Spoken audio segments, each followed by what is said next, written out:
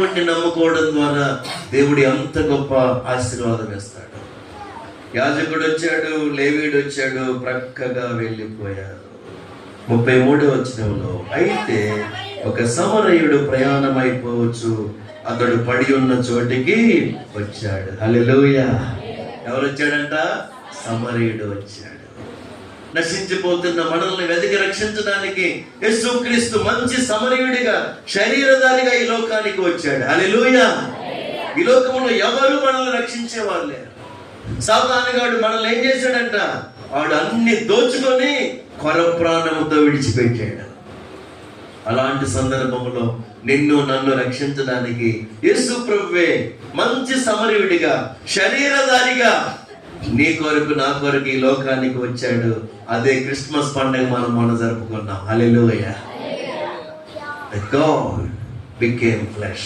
దేవుడు మానవుడిగా ఈ లోకానికి వచ్చాడు. మనుజ అవతారములో శరీరధారిగా మానవుడుగా ఈ లోకానికి వచ్చాడు. దేవుడు మానవుడయ్యాడు. ఇక్కడ యాజకుడు గాని, లేవీయుడు గాని ఎవ్వరూ అతన్ని పట్టించుకోలేదు.